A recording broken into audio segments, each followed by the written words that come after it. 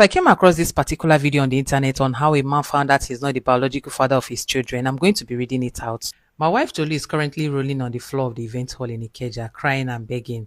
Her mother has fainted. Her pastor is pretending to be on a call. But I'm sitting here in my G-Wagon drinking a cold bottle of water, feeling lighter than air. For the past 10 years, I was the Mugu, the ATM, the foolish husband. I work on an oil rig. I spent 2 weeks at sea, 2 weeks at home. I sent Tolu millions to start businesses that always failed. I built a house in her father's village. I bought her a Range Rover for her last birthday. We have 3 beautiful children, or so I thought. 6 months ago, our last born, Davidson, fell sick. He needed blood. I rushed to the hospital, rolling up my sleeves, ready to donate. The doctor, who is my old secondary school classmate, pulled me into his office. He looked uncomfortable. Bro, your blood type is O negative, he said. Tolu is O positive. The boy is AB positive. And he laughed. What does that mean? Biology was not my best subject. He didn't laugh. It means biologically it was impossible for you to be the father. My world stopped. I told him to run a DNA test on all 3 kids. I waited for 2 weeks. These 2 weeks were hell. I looked at Tolu sleeping beside me, snoring peacefully, and I wanted to strangle her, but I kept quiet. The results came back. Child 1, 0 probability of paternity.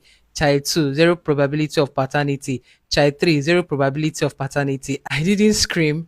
I didn't even ask her. Instead, I told her, baby, for our 10th anniversary, I want to give you the wedding of your dreams, a vow renewal. She screamed in excitement. She called all her friends. She bought a shebi for her family. She booked the most expensive makeup artist in Lagos.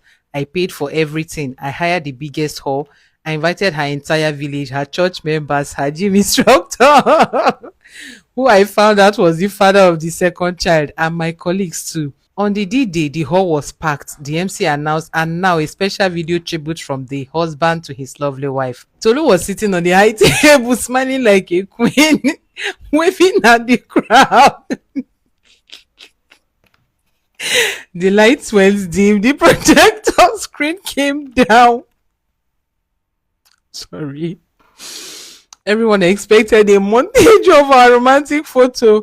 Instead, the DNA results appeared on the screen. Probability of paternity 0%. The crowd went silent. You could hear a pin dropped. Then the next slide played. It was a video I had paid a private investigator to record. It showed Tolu entering a hotel room with her gym instructor. It showed them kissing.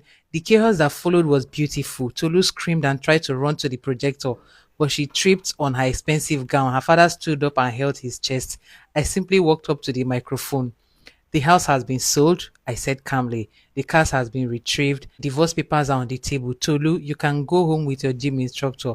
He is the father of your children. I dropped the mic and walked away. As I drive to the airport now to catch my flight to the Maldives for a solo vacation, my phone is blowing up. They say I should have covered her shame for the sake of the children. They say I'm heartless to disgrace a woman publicly like that.